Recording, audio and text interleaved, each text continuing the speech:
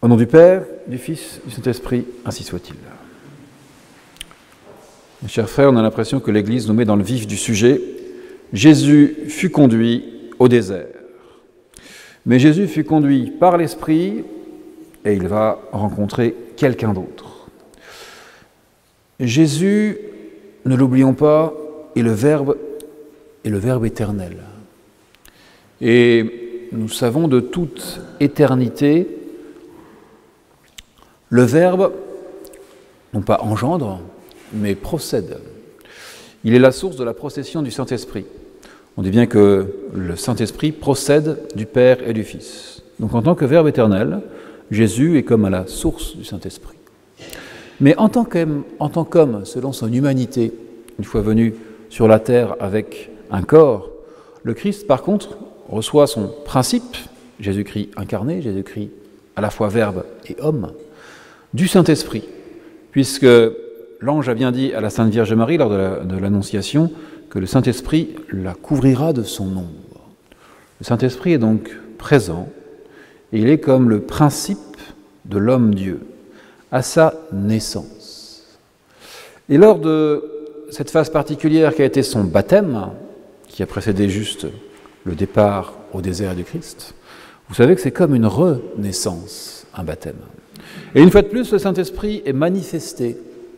Quand le Christ entre dans le Jourdain et qu'il va être baptisé par Saint Jean-Baptiste, à sa demande, il y a le Saint-Esprit manifesté sous forme d'une colombe. Et il est comme donc le couvrant, se manifestant. Et c'est là où le Saint-Esprit le pousse au désert. Le Saint-Esprit le conduit au désert. Vous voyez donc cet élément de naissance et de renaissance où le Saint-Esprit intervient. Et si Jésus va au désert, ce n'est donc pas par force, ce n'est pas par contrainte, mais c'est bien en suivant, on pourrait dire, la douce puissance du souffle divin qui le mène dans cette direction. Et il doit en être de même pour nous, puisque ce carême a débuté. Si nous voulons suivre la voie de Christ, eh bien n'hésitons pas à nous dire qu'avec nos efforts, nous n'allons pas tout seuls, nous n'allons pas non plus tous directement selon toute notre volonté, mais que nous soyons guidés par le souffle divin du Saint-Esprit. Le Saint-Esprit, je pense, a une véritable importance que l'on oublie souvent, tout spécialement dans cette période. Alors tout d'abord, c'est bientôt la confirmation. Les confirmations sont annoncées samedi prochain. C'est l'occasion pour nous de nous rappeler que, effectivement, il y a un esprit et tous les dons qui l'accompagnent. Mais effectivement, le temps du carême, on pourrait dire, doit être le temps où le Saint-Esprit doit comme nous aider à reprendre le contrôle de notre âme et de notre corps. Le bon Dieu, notre Seigneur, lorsqu'il était dans son humanité, a vécu dans son corps comme le temple du Saint-Esprit. Et on pourrait dire la même chose que nous. Nous aussi, nous savons que notre corps n'est pas une prison, il n'est pas platonicien, il n'est pas mauvais, il est là étant bon puisque créé par le bon Dieu, mais comme étant vécu comme un temple du Saint-Esprit, nous voyons que ce souffle divin nous accompagne dans une orientation qui correspond à ce combat de Jésus-Christ, pour pouvoir montrer au bon Dieu qu'on l'aime véritablement, ce combat qu'il a fait dans le désert, ce combat qu'on doit faire dans notre propre désert durant ces 40 jours. Alors il y aura bien sûr déjà notre volonté qui sera présente, nos résolutions, notre bonne volonté qui est là. Mais je pense qu'il n'y aura pas que cela, étant donné la difficulté du combat, étant donné la difficulté présentée par l'adversaire. L'adversaire, il est présenté dans l'Évangile. Il y a un démon qui est là. Alors, au début, il n'y a pas forcément besoin de démon. Il suffit qu'on se décourage nous-mêmes, tout seuls comme des grands, et on ne fait rien. Dans ces cas-là, le démon n'a même pas besoin d'intervenir. Mais s'il intervient, c'est là où le Saint-Esprit, avec ses dons, est une véritable bénédiction pour nous. Tout d'abord, le suivre, effectivement. Nous savons qu'il y a ce souffle divin qui est là, il faut savoir y penser, il faut savoir le demander. Demander l'influence du Saint-Esprit, demander les dons du Saint-Esprit. Vous savez que les dons sont là pour pouvoir véritablement perfectionner le chrétien. Les confirmations qui interviennent est là pour nous dire, effectivement, on devient soldat du Christ. Mais pourquoi soldat? Non pas comme un but en soi, mais c'est un effet de la perfection de l'ensemble des moyens qui nous sont donnés. Non seulement nous avons la grâce, non seulement nous avons les vertus surnaturelles, qu'elles soient théologales avec la foi, l'espérance ou la charité, en lien direct avec Dieu, qu'elles soient morales avec la force, la prudence, la justice ou la tempérance, qui résument et sont à la source de toutes les autres vertus qui nous guident dans nos actes. Eh bien, tout ceci est toujours complété avec les dons du Saint-Esprit qui nous permettent un mode d'agir divin et non plus seulement humain, même si on est toujours au niveau surnaturel. Et c'est véritablement en carême que l'on doit savoir, mettre en place, mettre en pratique, mettre en exercice, c'est tout l'enjeu. Ne pas rester dans la théorie, ne pas rester dans la simple demande. On demande et ensuite on applique. Et nos dons du Saint-Esprit seront là spécialement pour aider notre intelligence, notre volonté. Notre volonté, on en a bien besoin, puisque, à la base, on doit vouloir faire le bien, avoir nos efforts, avoir nos résolutions. Mais les dons du Saint-Esprit sont là pour pouvoir perfectionner profondément notre volonté. Le don de crainte, on pourrait dire celui qui commence à la hiérarchie de tous les 7 dons du Saint-Esprit, est là pour pouvoir lutter contre certaines concupiscences qui peuvent être là, et vient véritablement compléter la vertu de tempérance. Mais comme tous les dons, il va apporter non seulement, un complément à la vertu, mais aussi un fruit. Aux dons du Saint-Esprit correspondent souvent les fruits du Saint-Esprit. Les fruits du Saint-Esprit qu'on oublie un petit peu, il y en a 12, cités par saint Paul, mais qui sont une réalité. Cela donne, outre une tempérance, un véritable esprit de modestie, de chasteté, de choses qui viennent perfectionner en tout cas notre volonté. Nous aurons besoin de perfectionner notre volonté. Parce que lorsque, outre notre faiblesse, le démon intervient, mieux vaut être armé, et armé surnaturellement. Le don de force, il est là pour pouvoir nous permettre d'avoir véritablement un supplément de force, en plus de la vertu. Il nous donne une patience, une longanimité, comme on le dit quelquefois dans la Bible.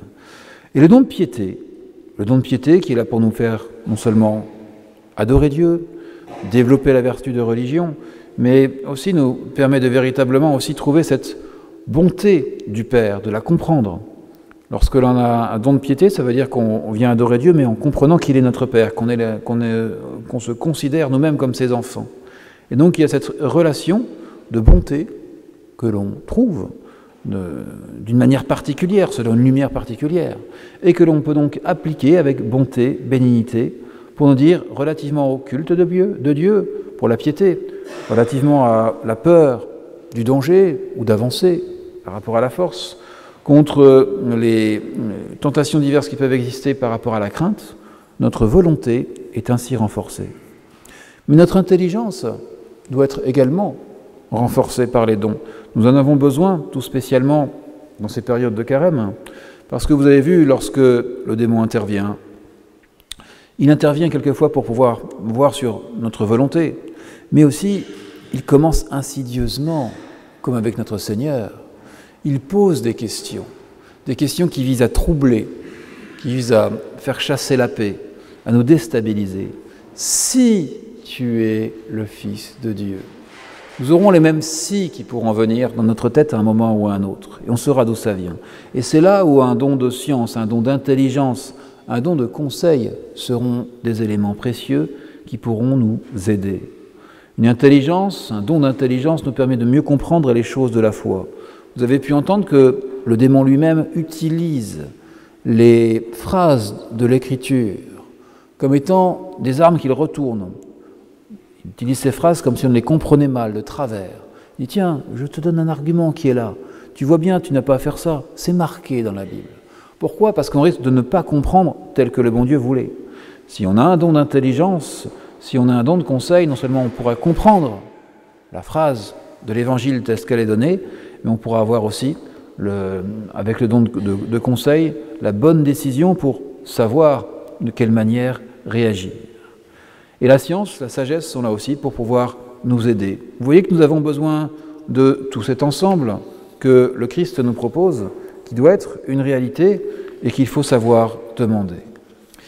Mais nous serons toujours face, effectivement, à cette attaque qui peut nous venir soit de l'intérieur, soit de l'extérieur, si nous voulons avancer. Le Christ arrive non seulement dans le désert, mot qui peut nous faire peur, où on se coupe de tout ce qui est, on pourrait dire, activité des hommes, en clair tout ce qui est trop mondain, le mondain étant effectivement tout ce qui est trop terrestre en ce sens qu'il nous détourne du céleste, mais aussi il est écrit que le Christ se retrouve avec les bêtes sauvages. Les bêtes sauvages sont donc comme des attaques, comme des menaces, comme une présence qui est toujours autour de notre Seigneur Jésus-Christ, alors que lui est habitué à la compagnie des anges qui viennent l'adorer, il se retrouve entouré de ces choses-là. Eh bien nous pouvons avoir nos propres bêtes sauvages. Vous connaissez peut-être la Divine Comédie de Dante, l'Italien de l'époque médiévale, qui a fait une description de l'enfer, du purgatoire et du ciel, et qu'il a fait à l'occasion de son exil. Il était dans son pays et il a dû être exilé, comme au milieu de sa vie. Et ceci intervient alors qu'il doit remettre en cause toute sa vie et son œuvre va l'aider à comprendre et avoir une vision sur lui-même qui permettra de se retourner en ayant cette vision catholique. Il faut bien voir déjà que ceci intervient effectivement, comme il dit, au milieu de sa vie, et dès le début, dès l'introduction, dès les premiers vers de la Divine Comédie, il dit que ceci intervient à mi-chemin, comme pour nous rappeler un démon un peu oublié, le démon de midi, celui qui vient au milieu, celui qui vient en plein jour. Ça peut être au milieu d'une vie, ça peut être au milieu d'une période, des étapes à faire. Le Christ, par exemple, effectivement, passe au moment de son baptême, de la vie privée qu'il a fait à Nazareth, à sa vie publique, qui est beaucoup plus courte, 3 ans au lieu de 30. Mais c'est une nouvelle étape. Et nous pouvons avoir des étapes, et elles peuvent être marquées par un carême d'une manière ou d'une autre. Et donc, le démon de midi peut intervenir. Si les premiers vers que dit Dante dans sa Divine Comédie, à mi-chemin, à travers le voyage de ma vie, je me suis retrouvé dans un bois sombre, car la voie droite était perdue. Il dit lui-même qu'il avait perdu la voie droite. La voie droite, c'est la voie qui mène jusqu'à Dieu, parce que lui-même avait ses propres péchés, et qu'il se trouvait non pas dans un désert qui correspond à un désert tel qu'on l'imagine oriental, sous le soleil, mais un bois sombre et menaçant, mais qui correspond en fait à ce désert que le Christ a subi. Et c'est là où il fait une rencontre, où Dante rencontre 3 bêtes sauvages, un léopard, un lion et une louve. Toutes 3 symboles d'un vice qui avait particulièrement touché Dante. Le léopard symbolise l'impureté et tout ce qui peut se rattacher, cette espèce de sensualité qui est là.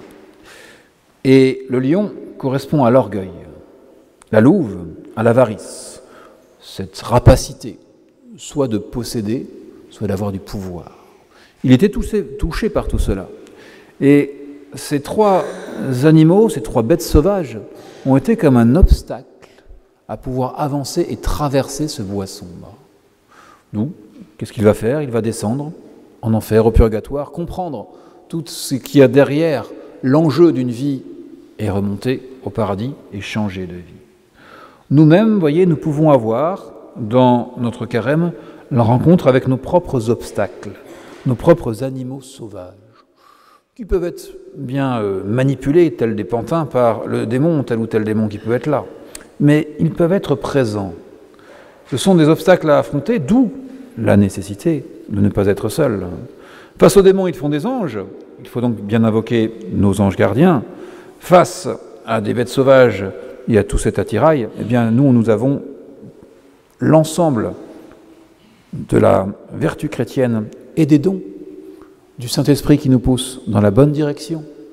Si nous ne voulons pas quitter la voie droite, nous avons véritablement ce vent du Saint-Esprit qui nous pousse et qui nous permet d'avancer véritablement là où nous le devons.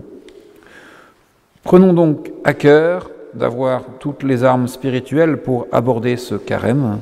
Faisons en sorte de nous dire que, au milieu de cette période particulière pour aller jusqu'à Pâques, nous ne soyons pas tout seuls, mais que comme notre Seigneur Jésus-Christ, l'Esprit nous pousse dans la bonne direction.